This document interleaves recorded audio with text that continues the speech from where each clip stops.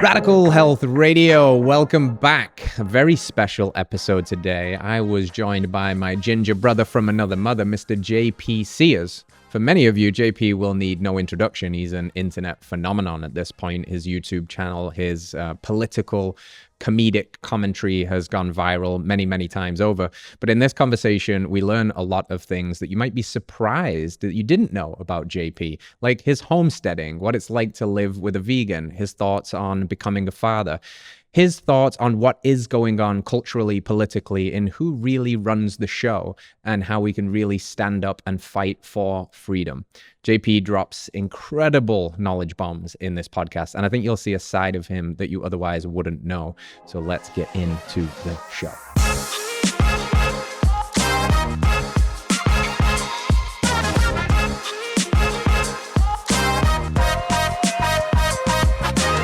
Mr. JP Sears, welcome to the show. A man to a lot of people would need no introduction. You might have seen JP's beautiful face on YouTube or blowing up with viral clips on Instagram. I'm very excited to chat to you today, brother. I was very excited to learn you're pretty much a neighbor here from like 5 minutes down the road. So thanks for joining us in studio, and I'm looking forward to this one. Absolutely. Thank you, Steve. I appreciate you having me. Yeah, cool, man. You've been on quite a journey, like a roller coaster, and it's been really fun to watch. Like, I became aware of JP before you were JP in like the zeitgeist, because I was a Czechie and I loved his nutrition stuff. That's Paul Chet for reference, and used to be one of his kind of like head guys leading the nutritional charge. And you've become a comedian, a political commentator, a father. So you've been on quite the journey, man. And I'm always fascinated by people that have, spanned a lot of life and had a lot of experiences. So why don't we go back and help people understand, the bit of the story of JP? Like, what was childhood like? What was it like growing up, and how did we end up here doing what we're doing now? Yeah, well, I feel like I'm entering a therapy session, which is probably much needed. So, yeah, the childhood from a, broad strokes perspective, great family, plenty of dysfunction, as all families have, but still great family. And I was born and raised in a small farm town in Ohio called Bowling Green, Ohio. And I think a couple relevant parts of my childhood as it relates to me today, humor was always part of my life as a kid. I remember from a very early age making my family laugh. And then I also remember elementary, junior high, high school. It was just, school was very boring for me. Not because I'm like such a genius that this is low level stuff, but probably like, I just don't care what you're teaching. So I want to entertain myself. So I'd always look to make my classmates laugh. And I also developed a game where I would try to make the teacher laugh, because that was a harder score, but also a little bit dangerous, because to make the teacher laugh, you got to be disruptive to a degree, because there's no time set aside for people to tell jokes. It was kind of dangerous because with my attempts to make the teacher laugh, if they wouldn't laugh, then I get in trouble. But I found if I could get them to cross that line where they do laugh at my disruption, then you never get in trouble when you actually make them laugh. So that was a lot of fun. And then I would also say, just light side, shadow side, I would use humor to bring joy to my life. It makes me happy. I also get a thrill out of making other people happy. So bring joy to my life and the people around me. That was a light side. And then the shadow side, looking back, I can certainly see I would use humor to escape from pain. Just call it feelings of insecurity and insignificance to generalize it. I found if I could make someone laugh, I felt security and I felt significance and I felt like I mattered. So that would allow me to just temporarily escape feelings that as a young person, like who the hell knows how to actually deal with those things. And I find in the comedy world, comedians tend to either keep going down that path where they're using humor to escape. And it's powerful and very functional, much better than using drugs or alcohol to escape. And like examples of comedians who always use humor to mask the pain inside, like Robin Williams is a great example, where you see they're self-destructing and like humor doesn't take them to a joyful place in the end. And then you find other comedians who figure out how to do a 180 with humor, where they start to use humor to go deeper into themselves rather than escape themselves. They use humor to disarm their own ego, to break through their own beliefs and stories that may not be serving them anymore, as well as helping to like break up the scar tissue of pain so that it can be processed and digested.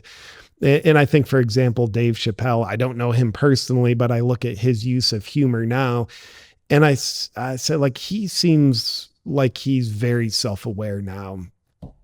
So, and then the other part of my childhood that I think was relevant to my career trajectory, I was always into sports, loved it. And then when I was 11, I started really working out hard. Didn't know what the heck I was doing, but I'd get my hands on some of those crappy old fitness magazines, which is probably the worst advice in the world, but it's the best I had. So I would spend hours in our basement working out.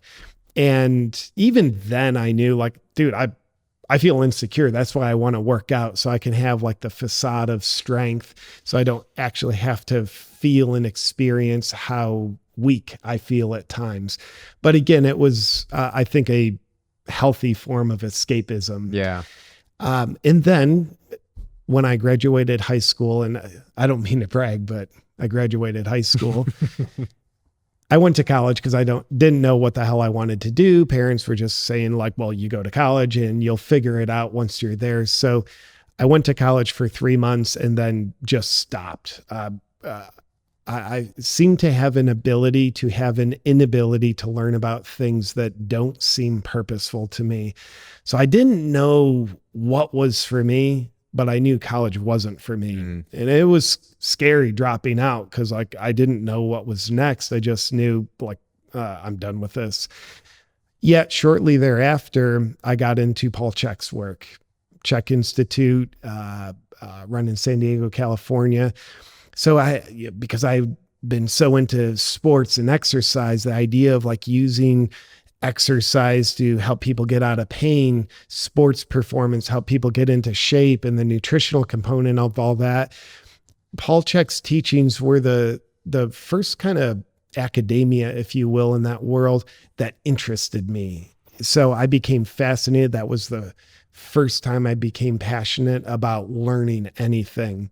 So I ordered all his, at the time, VHS correspondence courses, got into those. Then after a year of just self-study with all that, I took my first in-person class with Paul Chek, which was in Minnesota in July 2001.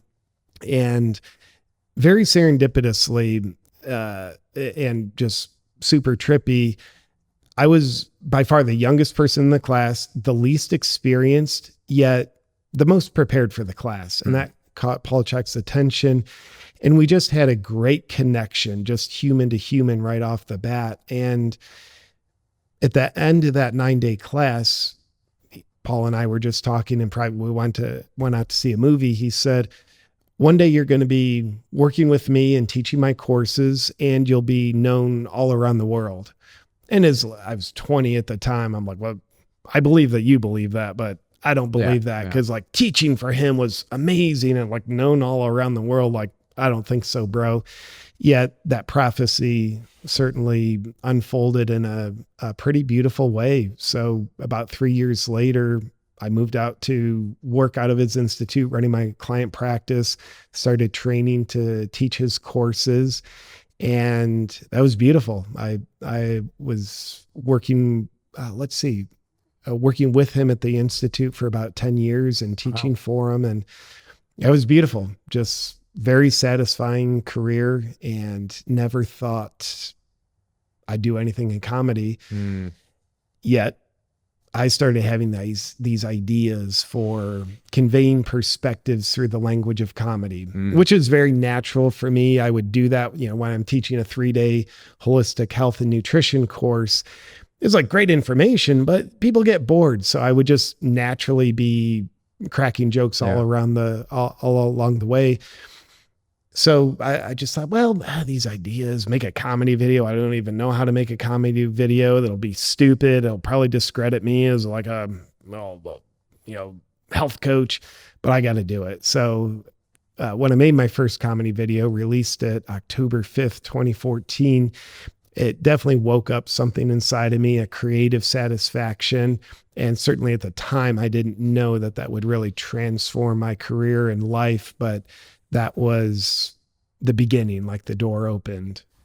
It's a beautiful and crazy story, right? I always love this. Like in hindsight, looking back, I never could have pictured where this was heading, but I always I don't know what that pulled on that thread, or like this like little voice that wouldn't let go of me. And I was courageous enough to pursue it and just say, hey, you know what, this might fall flat on its face, but it's an idea that has me. So let me make this video. And as they say, the rest is history, and your history will continue, of course, as you continue to iterate on that process.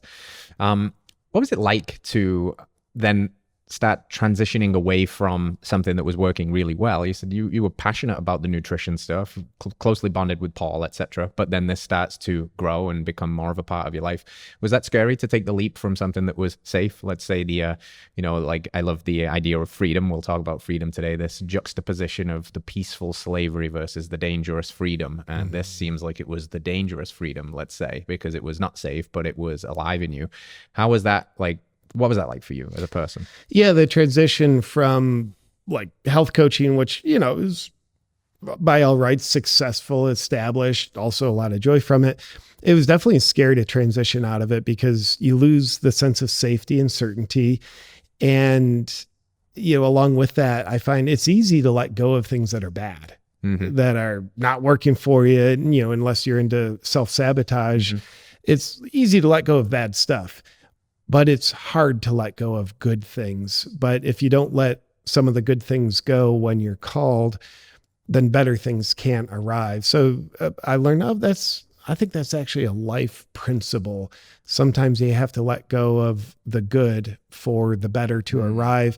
But that transition, it's mysterious because there's no guarantees of what's next, no certainties. You could lose it all and you could look back and say it's a bad mistake, and those are in the realm of possibilities. So it's definitely a scary time. And I remember feeling that. And it was also a slow transition where I was doing comedy videos for about 2.5 years or so. And, the audience was building things, opportunities were building. So it wasn't just letting go of the old and walking into nothing. It's like, no, there's something started that, it's kind of like leaving an old house, going into a new one, and the foundation's poured, but not the rest. So, but nonetheless, it was still certainly scary. And something else you mentioned a minute ago that reminded me of something. I think a great quote that's relevant for my journey, and I think it's one of those universal, everybody can relate to it if you have the self-awareness to see how you can relate to it. Quote by a guy named Boyd Vardy. Love Boyd. I love it. Yeah. So viewers, if you don't know, he's written a book called The Lion's Trekker's Guide to Life. Boom. The Lion's Trekker's Guide to Life. My favorite quote in that whole book is, I don't know where I'm going, but I know exactly how to get there.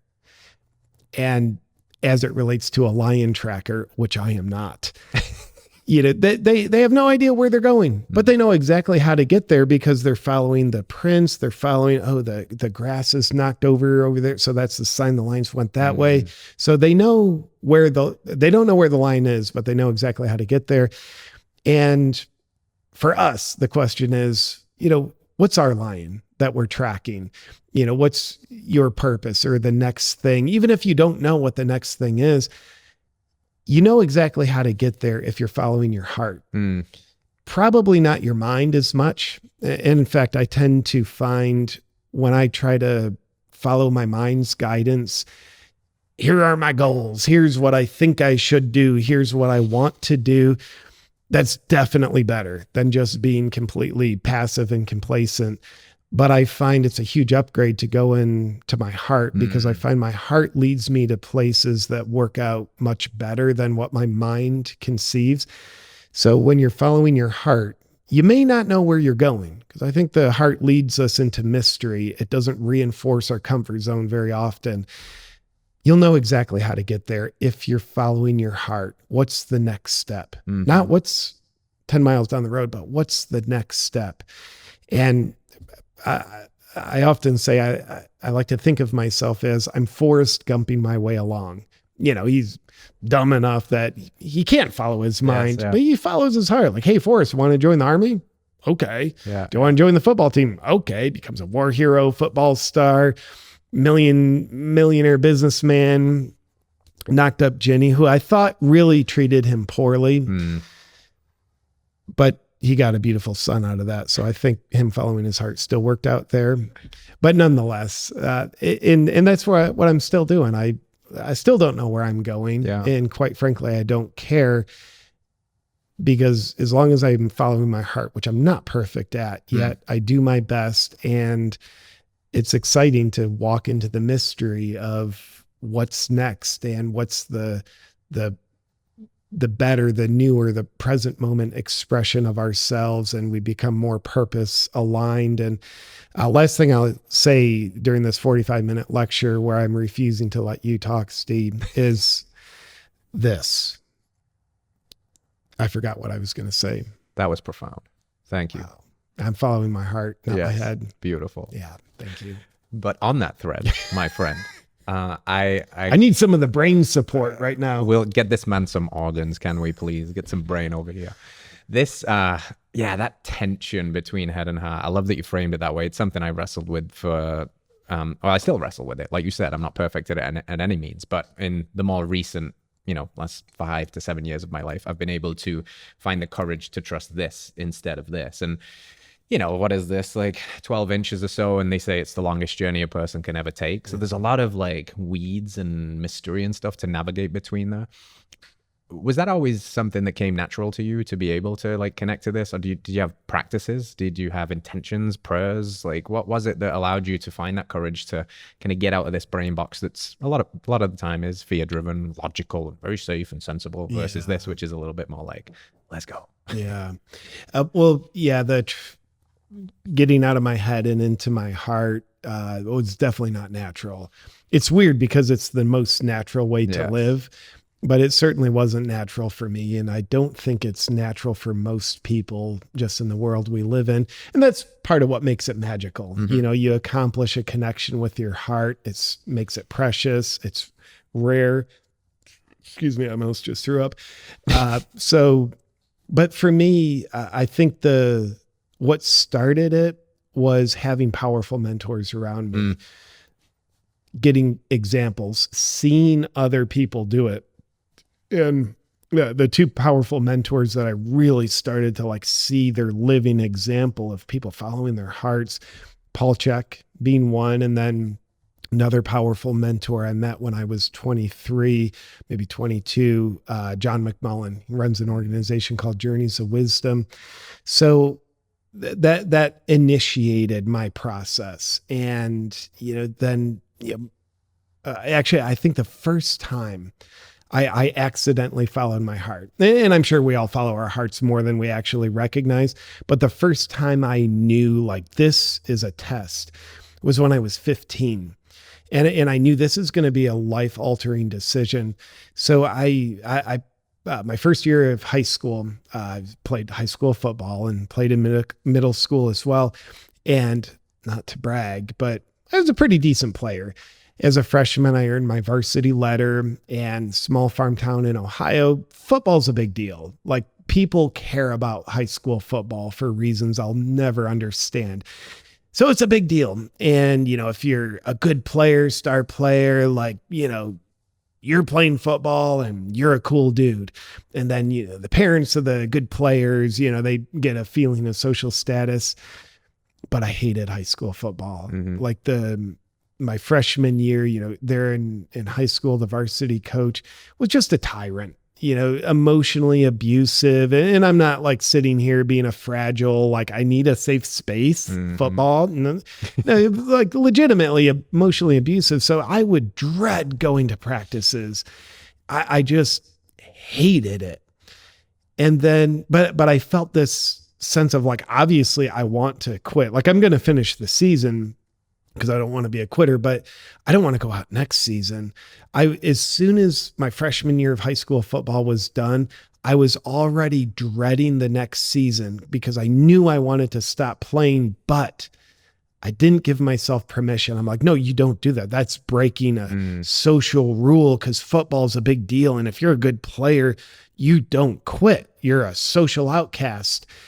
So I was just, for the next 8 months, just living in this purgatory of like, I have to play, but I'm betraying myself. I don't want to. Then I play next year. And then there's 2 more years after that.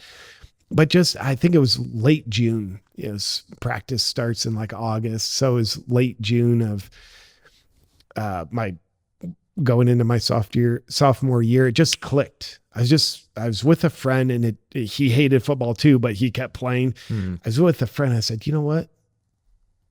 I am going to quit. Like I can do this. Like there's this weird permission slip that was granted. And that was certainly my heart. Like for me, I want to be free of this crap. And I knew there'd be pressure, backlash, but I'm like, yeah, I'm going to quit. And then I told my mom that night, and she absolutely flipped out. She was crying. She was yelling at me. And that was very painful for me. And I can certainly look back with compassion and understand that she got an important feeling of self-identity and significance being a star football player mom. Yet it was very painful. And, she was trying to get me to go back on my decision. Then she's calling all these community members, trying to get them to talk me into changing my mind. The coach is calling me. And I knew, it was kind of tempting, but I knew if I changed my mind versus stick to my heart, this is going to alter me for the rest of my life. This is going to set a precedence for me. And I stuck with my heart. So I think that was a really important initiation. And then just lastly, along the way of doing my best to follow my heart, having more courage as time goes on, you learn by the example of yourself. An important rule I've realized is there's a paradox. Our ego, which is all around self-preservation, not self-realization. It's just all about self-preservation, safety, control, significance. Cool. The ego says what's uncomfortable is bad for us, and what's comfortable is good for us. That doesn't actually work out too well. Yes, that is food for the ego, but it's not food for our heart and soul. We need to flip that into the paradoxical alternative, where if you're into self-realization rather than survival, self-preservation, realizing, no, what's actually true is what's uncomfortable is good for us. Get in the cold plunge, do the hard workout, get out of your comfort zone. Your heart's compelling you to you start a business or say the thing on social media that is true for you, but like it's going against the grain. You do those sort of things and you realize that's what's good for us. And what's comfortable, it's usually bad for us. Sit on the couch all day, watch TV, eat a bunch of sugar. It's super freaking comfortable. Feels good short term, but long term, not so good for us. So that's something I always remind myself. What's uncomfortable is good for me. What's comfortable, usually not so good for me. And just put a footnote on that. What's uncomfortable is good for us when our heart's motivated or inspired to go into that. Like, I'm not going to get into a cage with a tiger. Yeah. It'd be uncomfortable, but there's no purpose to that. There's no heart guidance for that. So discomfort with the discernment of our heart and the wise parts of our mind. Yeah. A little bit of tactful thinking along the way too. I like these, trite little sayings that seem to say a lot, and I always like the one that there is no growth in comfort and there's no comfort in growth. Like, it's not comfortable really to jump in the cold plunge. You're delaying gratification in a sense because you know what it feels like after the fact, and you know you're going to get to kind of give yourself a good job, JP. Like, Absolutely. conquered the inner bitch a little bit again today and grew through that. And I think, like, you know, as you're reflecting back on that moment when you were 15 or so and choosing to like stand in your own truth despite the pressures from the outside world, it's very funny to play out the alternative reality of if you'd have caved, there's no way you'd be doing what you're doing today, I don't think. I think it, like you said, it was kind of initiatory, you know, flag in the ground for like, I have to be willing to stand in those fires of polarity, potential judgment. What will other people think? Because now those are kind of the worlds that you live in to some degree. You know, you dance beautifully this very clever way of avoiding censorship, particularly through the pandemic. And I've always thought about the way you did it so wonderfully reminded me of like the court jester back in ancient times that could be the only person in the kingdom that could make fun of everything. You know, he could make fun of the king, he could make fun of the queen and the you know, the lands, etc. And he was the only one that could do it, because anybody else that do it, they got hung. And in this modern age, that's censorship, right? That's being canceled. And you were able to do that beautifully by being very clever and using comedy in a very clever way. And I'm curious how you did that. Was there a thought process behind it? Was it very strategic? Like, it's such an interesting thing for me to watch, and how you danced through that. Like, what was it like? Yeah. So, you know, the overarching theme during the pandemic, I learned freedom's my number one value. I didn't really know that before, but now I do. So I would use my comedy to largely stand for freedom and also call out what I would judge to be the lies, hypocrisy, and corruption that seem to be attempting to erode people's freedom. And yet the dance of avoiding censorship, the dance of avoiding my head cut off, I think it's, as you know, playing the role of the court jester, you got to know the king that you're dealing with, or else, as you said, you get your head cut off. So a lot of the messages I had and still have are highly censorable. If you just say them literally, you get deplatformed. So many examples of it over the pandemic. So the good news is, as a comedian, I'm already in the creative realm. So the process was basically know what the hot buttons of censorship are. So I know when we're in dangerous territory. And then as a creative, get more creative with how I say the message. So it's not creative to say a message in a literal way. Like if you listen to Dr. Robert Malone or RFK Jr., they have the best information and they speak in a literal way, which it makes sense. Like they're not some kind of artist up there performing. So I would say my version of those messages through metaphors and analogies, where it's not the literal expression, but I understand what's in my audience's mind that I can connect with, which will make them understand what I'm really saying. So it's playing off frameworks that people already have. So the censorship, while I very much don't agree with it, in a way, I'm grateful for it because it forced me to get more creative so I could say the things that I want to say without getting deplatformed. Yeah, it's wonderful. I feel like you did a really good job as well of using the language, like saying it in their way, but also like displaying visually the silliness around that too. Like it's been very fun to watch. And I know that's evolved because a lot of your comedy wasn't that. You were comedic around like the kind of spiritual materialism and the funniness, and my wife and I got a lot of kicks out of that too. So you've clearly been evolving and refining your craft, and really I think it's a cool way to frame it, that you're somewhat grateful for the censorship in a strange kind of way, because it forced you to really adapt. And maybe somebody like RFK and Malone, who have been basically scrubbed from the face of the earth on places like YouTube, are suffering the consequences of the censorship hammer, which reminds me of somebody else who has been poking the bear recently, Mr. Russel Brand, who now seems to be being attacked in the media. I'm curious what your take on that whole situation is. Yeah, I was actually just texting with Russell, just empathizing with his situation. And, I will say, my opinion is that they're just attacking him and trying to take him down because he's become a powerful voice that runs counter to the agendas of the establishment. So while I don't have absolute, all-knowing truth of the matter, I want him to be innocent. Therefore, that certainly shapes my bias into thinking he is innocent, yet I think he's innocent. I think they're trying to take down and silence a very inconvenient voice. And, it's like we're watching an attempt to cut the court jester's head off. And they've certainly created some wounds. He's in a powerful position. I'm sure he's got a lot of resources. He's not going to be starving with his next meal, but they've got him demonetized on YouTube. They've got his agents to drop him. Comedy tour canceled. All the promoters canceled it. You're innocent until proven guilty. Not so much when they're trying to cut the head off a court jester.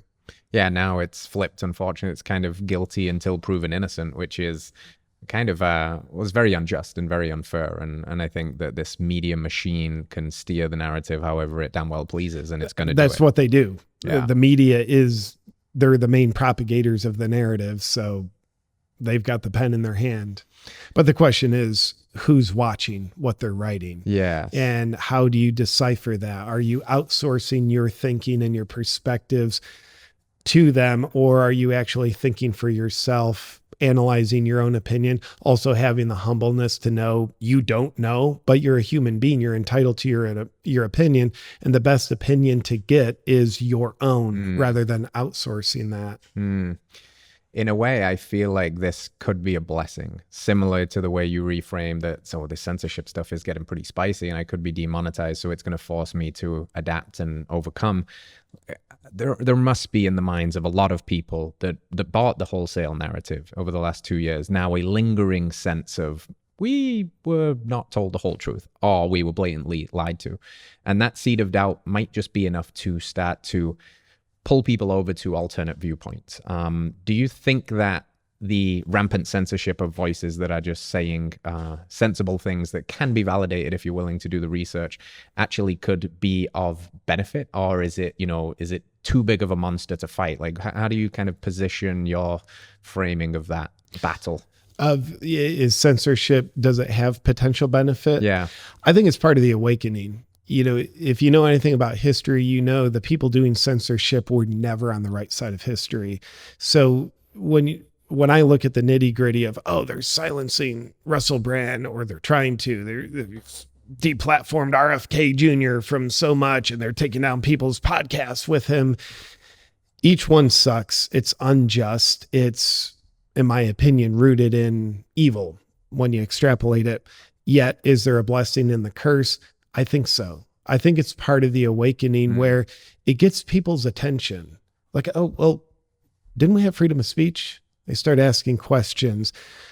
Weren't the Nazis they were the ones doing censorship. Was there any benevolent governing body that ever did censorship? And not to my knowledge. So who's doing the censorship now? And why do they feel so threatened that they want to silence alternative opinions? So I do think the curse of censorship has the blessing of being one of the catalysts that have the potential to wake more people up to kind of like unplugging from the matrix and getting into reality, which ultimately reality is sourced through our own perspectives rather than outsourcing it. I mean, that's the matrix when your reality is coming in from something other than you. Yeah, I feel very similar, and I feel hopeful in that sense. And I feel like maybe it is tumultuous, and it has been tumultuous. And like the image that comes to mind is like, the sand timers, the big hourglass, and it filters through that squeeze point and then it comes out the other side. I feel like we're in the squeeze point, and what comes out the other side is either going to be great, like an awakening and a new earth, and the Charles Eisenstein, like the beautiful world our hearts know is possible, or it can be the tyrannical, oppressive, controlling governments. But I'm curious because you've done a lot of thinking about this, and I actually think like comedy is a very high form of understanding and intelligence in a way. So I clearly think you've spent probably countless hours looking at this from a zoomed out perspective. Who are they? Like, what is the agenda if you had to take a stab at it? You know, what is the biggest threat to our freedoms, either in the United States or globally right now? Yeah, broad strokes, who are they? And maybe I'll get more specific in a second, but who are they? They're people who weren't held nearly enough as children. So, looking at the Bill Gateses, the George Soros, the Klaus Schwabs, the Joe Bidens, the Justin Trudeaus, people who seem to be taking away freedoms and having an agenda of using people to serve themselves rather than them being of service to the people, which is what they're supposed to be doing. Ultimately, you look at them and realize they're human beings. They're doing things I would judge to be very tyrannical. Why? And I think we need to remember, you don't try to control other people unless you feel out of control yourself. And what tends to spin people the most out of control as far as like living their life in a controlling manner, they feel unloved. The typical compensation for not feeling loved and valued is you try to control the world around you. Control is what makes our ego feel safe. Ideally, your ego feels safe because you're bathing in love as a child and you learn, I am safe and secure in this world. That's ideally what the parents are instilling in the child as a foundation. But when that doesn't happen, you get people trying to compensate for it for a life. And, if they're not doing their inner work, they're not, whether it's ayahuasca, therapy, coaching, breath work, or all of the above, where they can actually turn the corner and find love rather than compensating for it, then I think that's the source of what's going on in the world, or the reason why. And so, in other words, to me, it's all about control. It's people who are run by their egotistical nature. The ego wants to control. The spirit wants to surrender. The spirit honors the will of others. It'll assert boundaries as well if the will of others is trying to infringe on them, but spirit surrenders to the will of others. It surrenders to the will that wants to live through us. That's a beautiful way to live. So I think history teaches us a lot. You look at less than polite regimes in the past, what they have in common is controlling other people. My working definition of evil is trying to control anybody else in a way that's not in their best interest. So I think that's really the ultimate agenda, simply control. And a lot of people would say, no, it's money. No, I don't think so. I think money's maybe number 2 or 3 on the list, but money is just a mechanism to control. If you have money, then you can buy what you want. You can other people have less money. I have more money. Money is just a tool we use to assert more control in our world. And hopefully we do that in a pleasant way rather than unpleasant. And then, as far as who they are, I listed a few names that I think is the powerful elites that weren't held enough as children. Bill Gates seems to be really radically interested in how other people live their lives, telling other people how they should live their lives. Don't eat meat. Eat this fake meat that's full of crap. It's better for the environment. It's probably going to be better for you. And Bill, why do you look like shit? Well, let's not ask those questions. Okay. I control a lot of the media, so those questions won't be asked. I think Klaus Schwab is someone who deserves to be noted in the they column. And then I think they have puppets. I think a Joe Biden, a Justin Trudeau. I think they're just very weak-willed people who have been tempted by the illusion of power, which they get from their loyalty to their puppet masters. And lastly, as I put on my tinfoil hat, who else are they? I would imagine a lot of theys, behind a less than favorable agenda for humanity, which, by the way, why do you have an agenda for humanity? Like, let people live their lives. Especially these unelected people like Klaus Schwab, like, Yeah. fuck off. But I would imagine some of the people pulling the puppet strings, we don't know who they are. Yeah. Because the best place for evil to hide is in the darkness.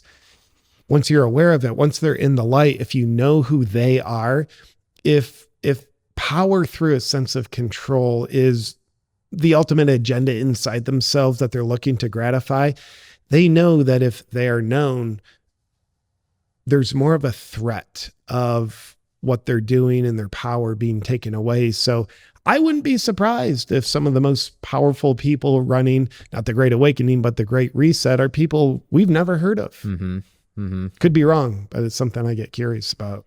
No, that's a really powerful take, and I think you're one of them. I was So, actually, you know, I was you're one of actually going to say we could infiltrate, maybe to get into unassuming gingers. We could infiltrate into the World Economic Forum and maybe microdose the cups with ayahuasca, and we could fix this whole thing, right? That actually might. we stand a shot. Come on, there's some hope there. But no, I think that's a really powerful take, and I think for people that maybe are willing to see that uncomfortable truth, that at some level it rings true and it resonates, unfortunately. And at the same time, there are some people that, will be completely turned off by that idea. Like you said, the tinfoil hat is a character assassination attempt, right? It's like, oh, JP is a crazy conspiracy theorist. Don't listen to anything that guy says. And, we talked about this a little bit off air as you've become a father, and now actually going like, oh, now I see why people maybe rally against public school and institutions. I think a lot of this comes like all the way from back there. It's like there's an expert at the top of the class that kind of quells your intuition and says, I know best. And, that goes into the colleges and universities. And then eventually you've got Anthony Fauci or public health experts that don't look anything like health. And people haven't really been taught how to think for themselves or question things. They just mainline it into their eyeballs and say, okay, this is what we're doing now. So with that in the room, like you point this out. This is what your comedy is all about, is kind of pointing some of that out. These obviously hilarious, drastically so, things in culture. How do you, like, what's the hope for what you're doing? You're reaching a large audience, 3 million subscribers on YouTube, and big Instagram account. If you are fighting back in your own way, and I think it's a grassroots movement. We all must do what we can do. How do you see your position in the culture wars? How do you hope that your content, etc., is going to cause some kind of awakening? Yeah, I love that. Yeah. So my hope of what my influence accomplishes and my hope for what is to happen to humanity for us to have a beautiful future is for people to awaken to the guidance of their own heart, their own critical thinking, while having the courage to let their words and actions be in alignment with that. That's my hope. There is no agenda on my part to instill a message of belief into people. We've got too much of that. We've got too much outsourced information. Here's what to believe. Here's what the thought police are telling you. I don't want to be the thought police for what I believe. God forbid I do that, because I change my mind all the time. And there's no way I'm right about 100% of what I believe in. Maybe like 41%, probably less than that. So, and even if I were somehow the smartest person in the world, I still wouldn't want to brainwash my beliefs into people. Here's the right thought. Here's the right view. Here's what you should. God gives us free will for a reason. So my hope is that people get in touch with that. People get in touch with their souls. So awakening people to feel their own hearts, let that be the primary guidance system. Use your own critical thinking and realizing we're in this amazing 3-dimensional vehicle, letting our words and actions be natural expressions from our heart's guidance and the guidance of our critical thinking. That's my hope. In other words, my hope for humanity is humanity listening to themselves. Yeah, that's powerful. Something's coming up for me as you're talking about like our roles in this, and I think this is very much alive in kind of the culture wars or the the resistance, I guess, against kind of like masculinity. And as I'm hearing you speak, I'm thinking about, you know, the role of the masculine as a leader, as the, you know, the willing to stand for something, and that a lot of young men out there don't necessarily have, you know, all the positive role models, and they're lacking groups. And I'm curious about, you maybe, you know, what advice would you give to younger men so that they can find this sense of meaning, hope, and purpose, community? Not that, you know, this isn't about women either, but we can speak probably more closely to the male perspective of this because we've gone through it. And, you know, what's your take on that, as it's maybe kind of attacked, like masculinity is bad, right? Toxic masculinity. And there seems to be this push to effeminize men and maybe masculinize women and kind of flip the script on its head. So what advice would you give to like younger men that are feeling a little bit despondent, lost, and hopeless in this life? Yeah. First off, inherently believing that masculinity is healthy. Because if you look at healthy masculinity, that's what oftentimes the media and like people with blue hair who are mentally unstable, not happy, and weak humans, they're telling you healthy masculinity is toxic masculinity. Maybe not the best person to get advice from would be those folks.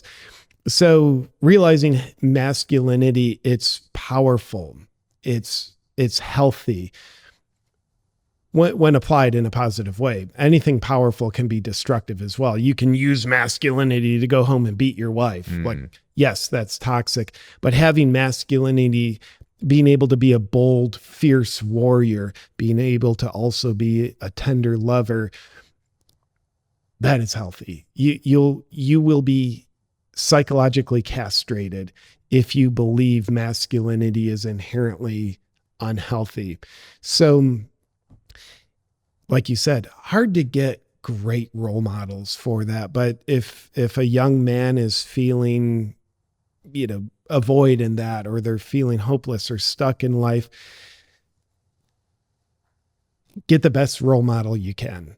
And if it's in person, amazing, but it doesn't need to be. We are blessed where your role model can be cool.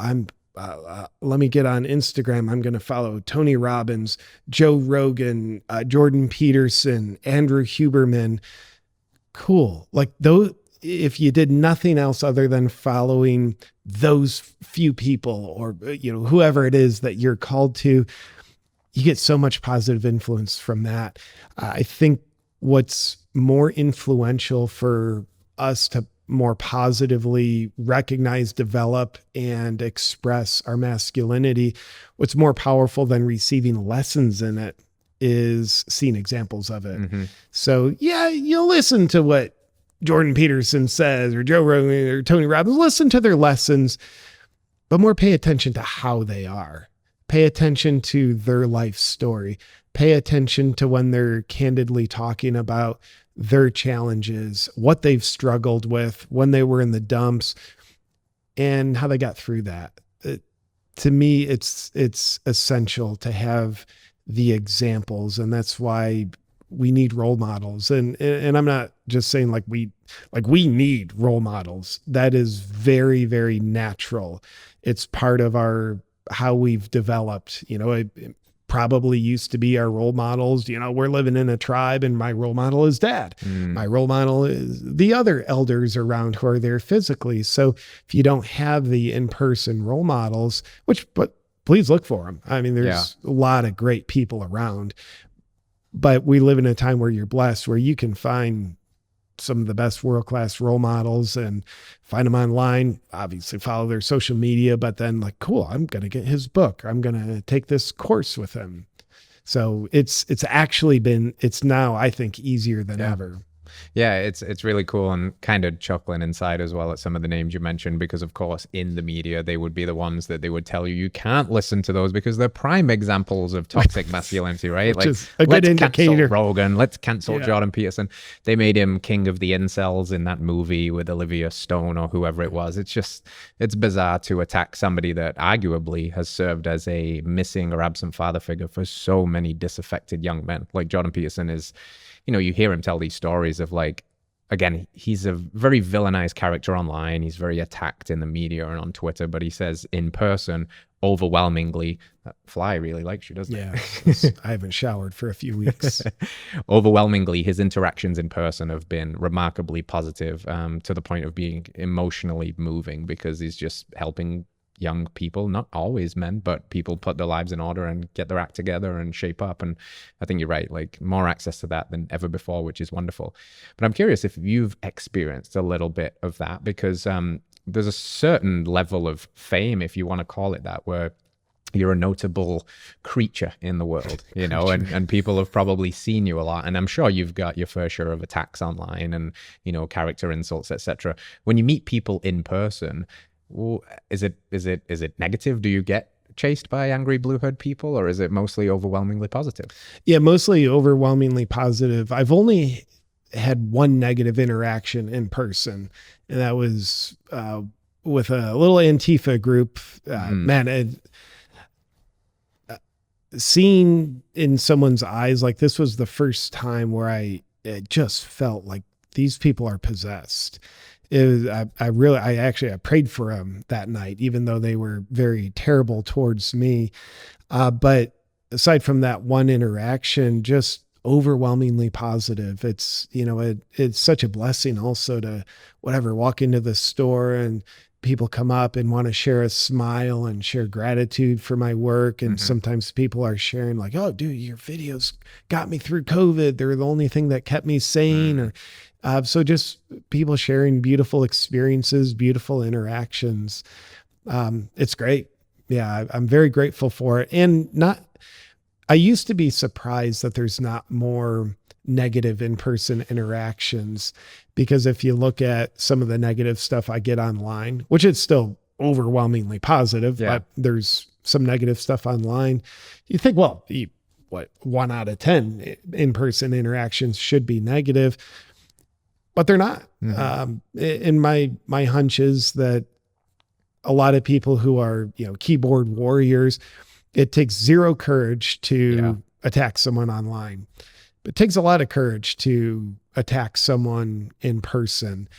And also I think inherently, even if someone is believing something negative about me out of some sort of deception that they've received, or maybe they just genuinely think I'm a bad guy, which is great. Think that's fine. I think inherently people are way more kind than we give them credit for. So it's unkind to attack someone online, but it's really unkind to verbally assault someone in person. So I think, you know, humanity still has a lot of good nature to it.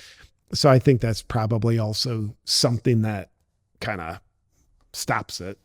Yeah, I think it's very hard to hate face to face. You know, I think when you get up close and personal to a person, the humanity in you sees the humanity in them. And in rare cases where you encounter someone that, you know, is like, it's them. I think Marcus Aurelius said the best revenge is to be nothing like them, is to walk away and actually go, you know, at the end of the day and pray for them and hope that they find their way. And I think that's really beautiful. But you know, being in the public eye and being in the public sphere, there's certainly, you know, you're putting a lot of yourself out there, and I'm sure you're probably smart enough not to go too much into the comments, but I'm sure you wander in there every once in a while. What do you think maybe is some misconceptions people would have about JP, or what would be they maybe be surprised to know about you that you think they might have a different of opinion on just because of your online persona? Yeah, it's a great question. You know, one thing that I hear people reflect back to me when I'm meet them in person, or I do an in-person event, or like after my comedy shows, I do VIP Q&As where it's a much more connected conversation about meaningful stuff. It's, you know, the comedy show is done. So something I've heard a number of people reflect back to me is, and I feel arrogant saying it, but I'm just relaying people's words, is that they really appreciate my kindness and how much I care. And that means a lot to me. I really do care about humanity. I used to work with people, you know, in my health coaching days. I really got into, for the probably last 7 years of that, emotional healing coaching. So I get to work with people one-on-one with their in their hearts, healing old pain, trauma. People go into very vulnerable spaces. It was beautiful. So I used to apply that caring energy one-on-one, and now I apply that caring energy on a broader scale with the tool of comedy. And I think sometimes you're watching a comedian and, you get the comedian is the facade. So sometimes like the caringness, like the wanting to help other people, that's not the most obvious thing. But yeah, that's what's most important to me. And as far as misconceptions, I mean, I've heard it all, and it's out of the playbook. It's like, especially during COVID, if you weren't just like a sheep with a narrative, you're a racist, transphobe, homophobe, misogynistic, white supremacist. Like that's what you are. And I am none of those things. Conspiracy theorist, proudly a conspiracy theorist. And there's no correlation between conspiracy theories and falsehood. The term conspiracy theory was invented by the CIA in the late 1960s to smear anyone who had an alternative opinion on the official JFK assassination narrative. So the term conspiracy theory, in my opinion, was born out of trying to cover the truth. So what people were saying, which is probably more true than their narrative, that was labeled a conspiracy theory. So I also find it comical. A few months ago, I'll politely call it the degenerate media organization called Vice News. Since gone bankrupt, but I guess George Soros bought them up. So thank God they're still going to be in existence. They'll be back. But they wrote a big smear article about me. And I was so glad they did, because getting aggressively smeared by an organization that is propagating a very horrible agenda for humanity, if they look at you favorably, you're doing something wrong. Yeah. But if you're smeared by them, to me, that's a badge of honor. It's like, oh, thank you for like affirming I'm doing something right. I appreciate that. But I looked at, I would say like 90% of what they wrote about me, I agreed with. It's just, I didn't think it was a bad thing. It's like, conspiracy theorists. And they were grouping me in with like RFK Jr. and Dr. Robert Malone, Peter McCullough, Dr. Mercola. I'm like, dude, thank you. Like it's an honor to be in the company of these amazing thought leaders and crusaders of humanity that literally put their lives on the line. So thank you, Vice News. I appreciate the compliment. So anyway, when I see things like that, sometimes I'm like, well, those are not misconceptions. I, do think COVID was a bunch of crap. And I just think that's a good thing. You're writing it like it's a bad thing, but not even misconceptions. So when I do see things like that, it's typically very amusing to me, rather than it does not get in under my skin at all. Or if I, like you said, I don't go scrolling through comments often at all, but occasionally I'll check some of them out. And if I see a negative comment, I'm grateful it doesn't register at all in me. And I'm grateful that, the position I'm in life is at this time. I'm 42 years old. I wouldn't want any level of this spotlight when I was younger. Yeah, right. Even just 10 years ago, I wouldn't have wanted it, because I would have had less of a sense of self and therefore been more insecure, and therefore start to think I am who other people think I am. And if they don't think highly of me, then I start to think I am the version of me that they're seeing. It's, be more of an approval addict. But being 42, I still have so much to learn in life, so much to grow. Yet some of what I've learned and some of how I've grown, I've got a pretty solid sense of self, and I have much more of a clue of what really matters in life. I've got a family. I feel mission oriented. I do my best to serve a higher purpose, human connection, and caring for other people. I know those are the things that really matter.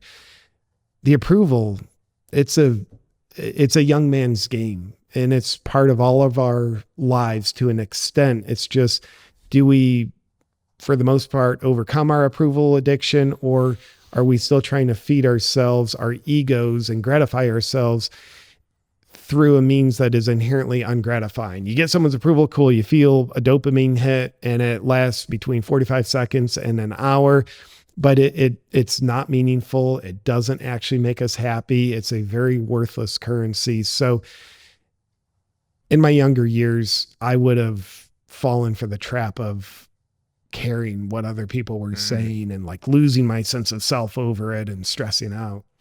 I'm actually really glad you said that. I think that's a really valuable insight, because I know we definitely will have some younger people listening to this podcast, and maybe they feel that, even if they're not a social media persona, but they might just feel getting caught up in the changing tides of the news media. And I speak to a lot of college kids, and they express this thing to me that on college campuses, a lot of this ideological stuff infiltrates, and it doesn't feel right to them, but they cannot stand up almost because the fear of the backlash that they will receive, or they'll be booted from campus. And I think to hear somebody hearing your stance that, I'm actually glad that this much time passed before I was in the limelight, because I'd have been more susceptible to those changing winds, is actually really affirming, and points at something that, like you said, we've got to be aware of that. And then I guess the solution to that, if you are young and you're still trying to figure it all out and find yourself, is like, how do you ground? Like, how do you really develop that connection again to your heart through certain practices? So what are some of those for you? Like, it strikes me that you're a guy that's got a lot on your plate with comedy and content creation, and probably everybody vying for your attention, but you have a very calm, like grounded demeanor about you. And I'm sure that has a lot to do with your practices, whether that's nutrition or what you do in the gym, etc. So what are some of the things that you do to keep JP grounded, so that when you do show up, whether it's in dad mode or whether it's in content creation mode, that you're kind of operating from that full cup? Yeah, there's I would say three important realms for me: psychological, nutritional, and physical. And physically, regularly exercising is so important to me. Yes, for physical health, but more so for psychological serenity. It's a way of de-stressing. It's a way of, you're doing something hard, you do it anyway, you're embracing discomfort. And I just read something yesterday. Satisfaction comes from doing something uncomfortable, yet succeeding at it. So you accomplished something with discomfort. So I think one of the recipes to actually feel calm is feel satisfied. So the workouts are certainly a part of that. And then, is that like weights for you? Because you are looking quite toxically masculinized. You're quite juicy and jacked. And what are we doing when you work out? Are we throwing the weights about? Yeah, throwing weights about at home in my barn. I've got my gym set up. So basic functional stuff: kettlebells, squat rack, barbell, dumbbells, and probably a few other things, but just the basics. And I'm typically doing whole body workouts. They might resemble a bit of a CrossFit workout of, somewhere between 5 and 10 exercises in a circuit. Yes, you're getting the intensity of weights to build muscle, but also the conditioning effect of lactic acid accumulation, doing a few sets of that circuit. I also do a fair bit of work on the assault bike, which is just made by the devil. Yes. So, and then, first thing every morning I start in a cold plunge. Nice. Very grateful to have one. And that's just so good for the mind, so good for the body. And it's the same thing in the workouts, just a lot shorter it's a daily micro ritual of doing something uncomfortable, which I think the more we do that, it trains us to do it in other parts of our lives. So it's kind of like cross training, get in the cold plunge every morning. And then when, time comes, you're making a business decision or a life direction decision, super uncomfortable. It's scary, but you've got a lot of repetitions of doing something uncomfortable, doing it anyway, rather than like avoiding it. And then nutritionally, I think it's vastly important. And we're talking about basically mental health and having a relative demeanor of serenity and peace. Nutritionally, man, people's lives can change psychologically when they're going from eating normal food to eating whole foods, organic. I know personally a lot of meat works well for me. A lot of fat works well for me. So I'm typically eating pretty paleo-ish, probably a bit more carbohydrates than a stone cold traditional paleo diet. But yeah, kind of like caveman diet. And I think that's so important, because if we're just eating sugar, we're messing with our neurotransmitter chemicals all day. We're jacking up our cortisol. We're having blood sugar fluctuations. And that is just literally a recipe for anxiousness. And, of course, I love the plug here, organ supplements. I mean, to me, those are really important also for overall health, but also I think they do a lot for cognition. And last on the physical is spending time with family. Like, just, that's what really matters. To me, there's nothing more grounding than playing with my son outside. And then psychologically, as far as having a relatively peaceful, serene demeanor, I tend to have a mindset where I'm routinely questioning things. Most importantly, my own beliefs. Yeah. I think the more of a sense of certainty I have, the more stressed I get, because then I have to worry, am I wrong? What if I'm wrong? Now I'm self-identifying with this belief. So I like to have beliefs, but not believe my beliefs. Yeah. Stay in a relationship of curiosity with them. I love to own my projections. So when I have a story about someone or something, I'll ask myself, like, what's this say about me? What might I be projecting onto this person or this story or this media outlet? What about me am I projecting onto it? So for example, real quick, when heavy censorship started in the spring of 2020 with COVID, I'm getting censored with some of my videos and seeing other people get deplatformed. I'm like, dude, that is wrong. That is unconstitutional. And censorship, this is a freaking scary thing totalitarian regimes do. I don't like it. And I still don't like it. Yet I started asking myself this question, like, all right, I do have the belief that life is our mirror. What we don't like about other people is actually what we don't like about ourselves. What we like about other people is also what we like about ourselves. And I think there's more that we don't know about ourselves than there is that we do know about ourselves. So I think, kind of from a spiritual perspective, life is our mirror. It's showing us ourselves based on how we perceive the situation. Our eyes look outward, but what we're really seeing is what's inwards. St. Francis of Assisi says what we're looking for is what's looking. So we're looking for ourselves. We project it outward. So if life is our mirror and we really know we're looking in a clear mirror when we feel a big emotional charge, whether it's intense happiness, intense anger, intense fear, the big emotional charge is our reminder, look in the mirror. See what it is about yourself here that you're projecting onto the situation. So with my example of censorship, I asked, what am I? Yeah, I'm just making this all about them, but I'm so emotionally charged. There's something about me here. What might that be? And I realized, like, oh yeah, I censor myself all the time. I absolutely silence myself. I've done it my whole life. I won't say things if I fear they could get someone's disapproval. I'll say other things that might not be super true to me to get people's approval. I silence myself all the time. I treat myself like I'm a totalitarian dictator.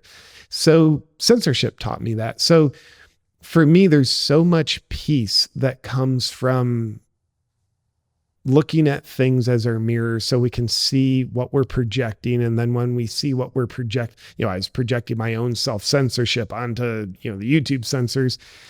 It's inherently peaceful to get connected to ourselves. It is very unnerving to be disconnected from ourselves. And the less we know about ourselves, the more we're blindly projecting, the more disconnected we are from ourselves. So that psychological practice that's pretty much become second nature right now. Again, not that I'm perfect at it, but it's something I practice. That would be another piece to my puzzle, along with the nutrition and workouts and cold plunging, that I guess helps me stay relatively grounded-ish. I think, yeah, you just dropped a few truth bombs there, brother. I love a lot of what you just said, and I really wrestle with that world as a mirror kind of thing. You know, we don't see the world as it is, but as we are, and we must polish the mirror. And I think everything that you just said, like, lands for me, and it's confronting, you know, to acknowledge that, like, that thing I'm judging is what the parts of me that I'm judging or I'm scared of or I don't know, like the Jungian idea that your shadows can only take you down from behind, so you must put them in front. And it's pretty scary sometimes to go looking into the shadows and poking around in the dark parts of yourself, but that invites more potential love and hope to the table too. Like, the darkness serves the light, whether it's in our individual lives or whether it's with these nefarious characters like our Klaus Schwab. Like, they dark entities, if you will, evil people, nefarious people, but they serve the awakening, they serve the light. So, like, this idea of using that as a mirror is quite profound. And I loved that you said, because it's very present and resonant for me as well, about what really matters. Of course, is a lot, a lot matters, but what really matters is that reminder of just your family time and spending time with your son, and, stepping away from the computer sometimes and fighting for freedom and just being with this tiny little human that is an expression of you and your partner. What has becoming a father taught you about life, or how's it shook your world? Yeah, it is the best thing that's ever happened to me. And as soon as he was born, and, this awareness, it's just continued to blossom. Life just made a lot more sense to me. There just seemed, I just felt so much more purpose and understanding of life. And I felt purposeful before my little boy, yet it really, like, a lot more came in, and just, like, so connected to God. Like, oh, this is a soul in this little helpless human suit that I'm entrusted to be the steward of. And, this has been happening for, millions of years or however long. So, man, it's just so beautiful. It just, being a parent just feels like the most spiritual experience I could ever have. And it's changed my perspectives on a lot of things. Before I mentioned public schools, but, like, before I was a parent, I'd hear about, like, people talking about, unhappy with public schools, or, this shouldn't be happening. Now I get it. It's, our children are so innocent and precious, and we're trusted to raise them because they can't raise themselves until they're older. So then, as a parent, I see so many threats to my little boy, whether it's like, oh, that tree branch is too tall to climb, or, being hyper aware of, like, oh, there's predators in the world. They disguise themselves as good people. And so that changed my hearts. Now I'm a big supporter of Operation Underground Railroad, because I realize, oh, like, other people's kids who are in the worst condition possible of child trafficking, that's someone, like, my little boy is Wilder. That's someone else's Wilder. They need help. And so doing everything I can to help them. And anyway, yeah, man, it's just changed me so much. And knowing that being a father, that's what matters the most in my life, puts everything else in perspective. Like, I'll get, like, currently I'm in a shadow ban on YouTube. Like, it doesn't matter. It really doesn't matter compared to what does. So, though there's certainly more, a certain set of stresses that come with being a parent, responsibilities, less sleep, there's a lot of de-stressing that happens, because I sweat the small stuff so much less now as I compare it to what really matters, as I look into my beautiful little boy's eyes. Yeah, it's crazy. It's crazy, beautiful, scary, empowering, hopeful, and all of the above. All of those, yeah.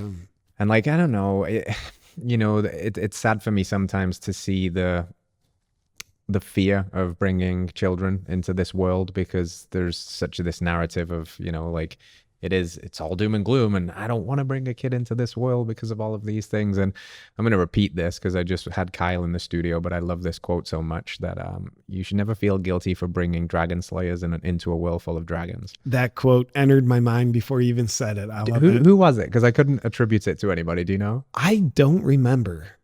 No, I don't know who said it, but it is spot on. Yeah, it's spot on. And I think the way that you described like your practices and your psychological like mirroring exercise that you're taking yourself through every day will only put you in a position to really parent consciously. And I know your wife is also a very conscious parent and person, and you guys are using this like vehicle of relationship and fatherhood, motherhood to really like grow, and it's wonderful.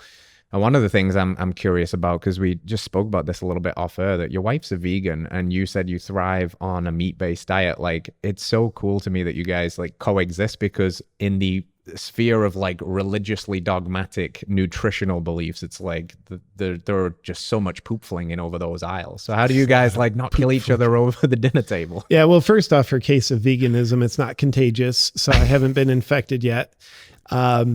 But you know, it's kind of funny. I met her in early January 2017, and she had seen some of my videos before, and she thought I was an asshole because one of the videos of mine she saw, I put it out a number of years ago. It's called "If Meat Eaters Acted Like Vegans."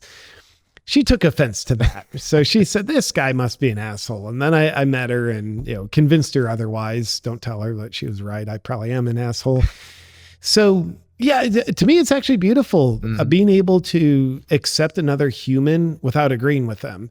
And I think part of what divides society, and then can divide people in personal relationships, is having this belief that we can only relate if we agree. And that makes for crappy connections, because it's like a head-based connection. Your thoughts agree with my thoughts, therefore we can be in close proximity.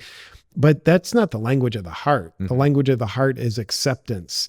So I think a much deeper way of relating is through the acceptance, where you say, we might agree and we might disagree, yet I accept you as you are anyway, without the need to change you. Yeah.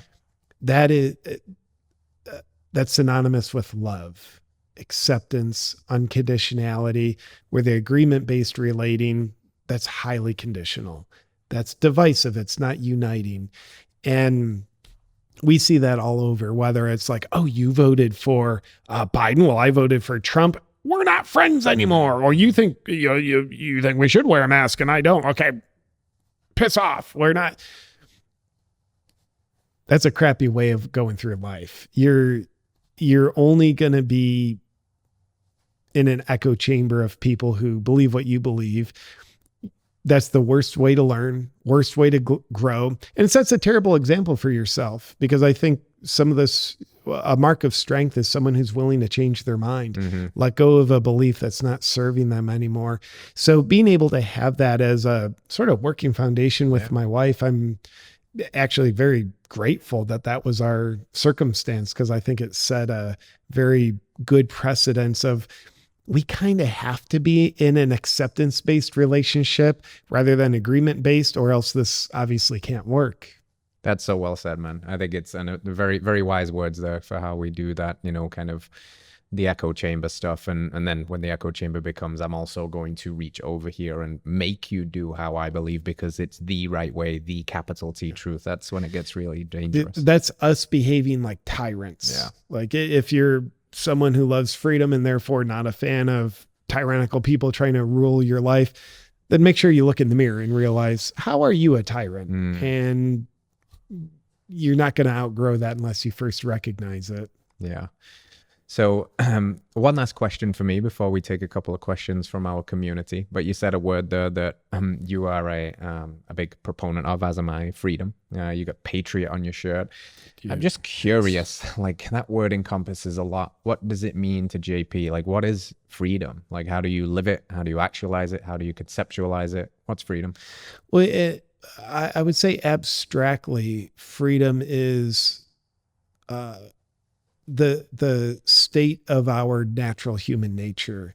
It's us being able to live as an actual human. And I, it's been said, we're born with free will. God's way is freedom, and freedom here in a, country political kind of sense. That's basically the open space for us to express our true nature, which is freedom. And said slightly differently, slightly more literally, freedom is being able to express your free will as long as it doesn't infringe on someone else's free will. So it's you being able to be a human. It's, there's a reason why, whether it's the founding fathers of this country or other people who have sought liberation from a lack of freedom situation, there's a reason why they eventually become willing to die in the name of the freedom. The founding fathers, they risked their lives. If they weren't successful, liberating from, from England, they were going to die for sure. Treason, heads cut off. It was a death sentence because they knew there's something worse than dying.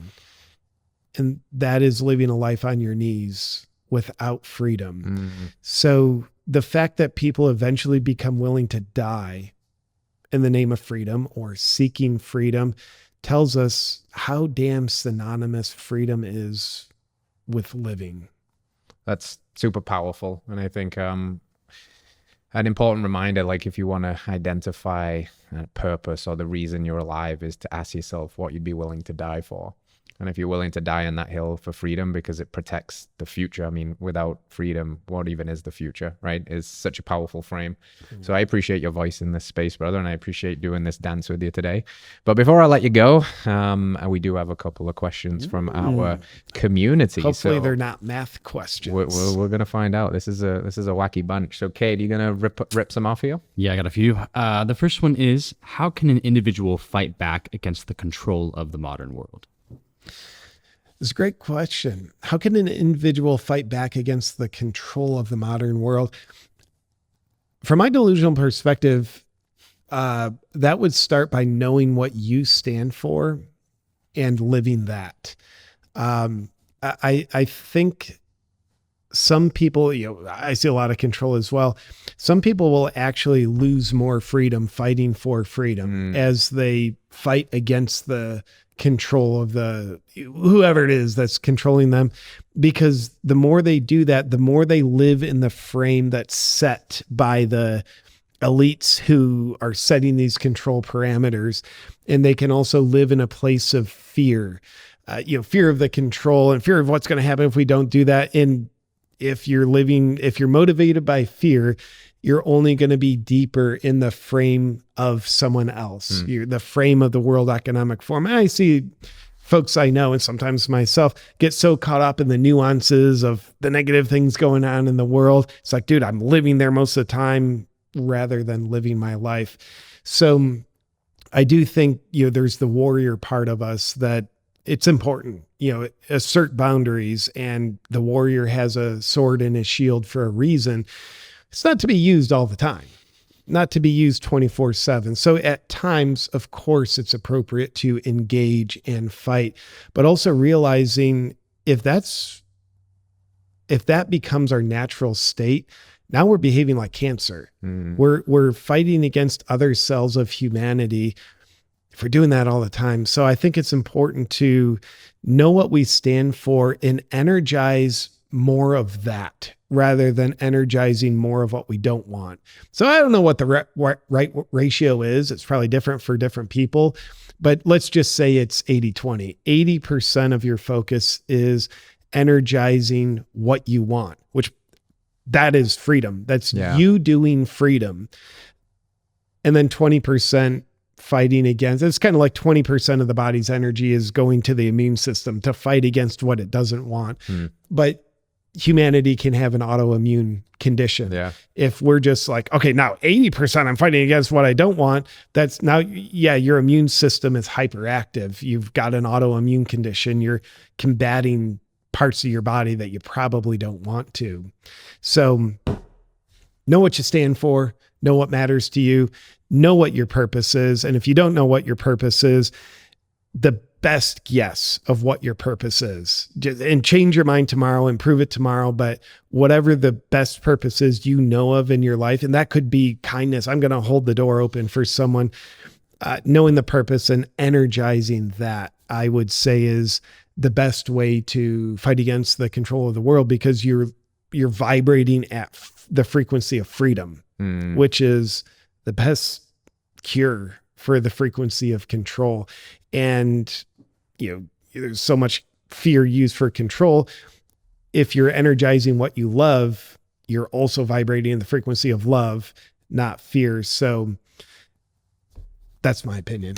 Dude, I wish we could drop these mics. They're fixed to the table, but that was a mic drop there. Nicely said, brother. What else we got? Tip the Beautiful. table. We got one more. Can you share your experience with homesteading? Yes. Homesteading. It involves planting plants and vegetables that are going to die in a short amount of time. But yeah, a little over a year ago, we moved out here just a few minutes away, and we're on about 13 acres or so. And yeah, we're doing some stuff. There's a lot more that we could do, but we've taken some steps, and, trying to not be motivated by fear of like, dude, what if Klaus Schwab hits the red button? We got to be ready, and we need the bunker. And now what if there's nuclear? We need a fallout shelter. So, we're not trying to stress ourselves out, live out of fear, but we're taking steps at a sustainable pace. So yeah, we've got, a couple dozen chickens, which is absolutely amazing. We do have a small vegetable garden. That's kind of our next project to expand that a bit. We've got a number of goats that don't do anything, but my wife is an animal lover, so they're more of a liability than an asset. And so that's the steps we've taken so far. So much more to do. Also, getting decently armed as well. Mm-hmm. I'd like to consider that important. But yeah, I'll tell you, like, getting fresh chicken eggs from our own chickens, it is just so weirdly satisfying. It's kind of like, dude, like, I'm surviving without depending on centralized systems of grocery stores and things like that. So yeah, we're rookies in homesteading, but what we've done so far is very satisfying. Mm-hmm. And I would also say there's a very low grade peace of mind that's been growing, because especially as a father, I look at the state of the world and look at history and realize, like, sometimes like radical stuff happens. And, if you go down some of the rabbit holes I do, sometimes you hear like, there's a plan to like shut down the grid and things like that. And I certainly hope that kind of thing doesn't happen. I don't think it probably will. Yeah, that kind of thing is possible. So if it was just me, I wouldn't be nearly as motivated, but especially having my little boy, having some level of survivability and preparation through homesteading, should a bad scenario happen, that is so relaxing for my nervous system. Mm-hmm. Probably keep my family alive for an extra 2 or 3 days. Yeah, exactly. I feel similar, because we're doing something similar. We have goats and chickens as well. And yeah, like when you realize your little pantry stash of eggs is out, and you just mosey on over to the coop and you get a warm egg out and you come in and cook it, it's very, very fulfilling. And to be egg Santa for your friends, Yes. You're coming over, just bringing dozens of eggs to people, like, you can have an egg, like Oprah, right? You get an egg and you get an egg. It's pretty great. Brother, thank you so much for this chat. I think that was a lot of fun. I think a lot of people, I didn't know a lot of this side of JP, and I think it was really cool to share that. And, the floor is yours for these last however long you want to take, in terms of where you want to send people. If you want to, fix the world and get us world peace in the next 60 seconds, please do that. Whatever you want to say, wherever you want to point people, Heck the yeah. floor is yours, dude. Well, yeah, if you want to find more of me online, my website is the single best place, awakenwithjp.com. And that's got links to all my videos, YouTube channel, Rumble channel. Also has all my merch on it and live comedy tours scheduled. So awakenwithjp.com if you want to find me. And if you don't, that's the best place to avoid. And then lastly, I would say, a lot of folks ask me, what can I do to make a difference? And I am not the most qualified person to answer that question, but when I'm asked, my best opinion is the best thing any of us can do. It's not like having the Jordan Peterson size platform and following. That's great. That's not everyone's calling. And I don't even think that's the most powerful thing Jordan Peterson does. I think the most powerful thing any of us can do is to do our very best to let our words and actions be naturally aligned and be natural expressions of what our heart, soul, and mind is guiding us on. So if we have the awareness to know what our heart is telling us, if we're doing our own critical thinking and then letting our words and actions be aligned with those, we're in a pretty good spot. That makes a powerful difference. You're vibrating at the frequency of a free human being, certainly guided by a good source of guidance. And I think that has a beautiful ripple effect. People see your example of that. It influences them.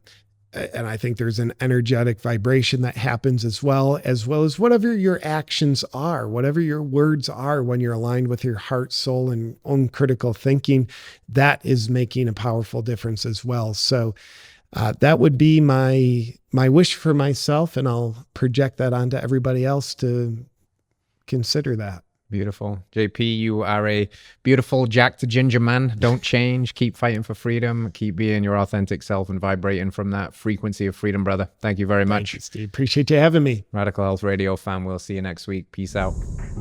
All right, friends. Thanks for tuning in to another episode of Radical Health Radio. We got a fresh new podcast for you every Wednesday. If you enjoyed the show, consider liking, subscribing, reviewing, and rating us on your podcast platform. It helps us spread this message of radical health. We'll see you next week.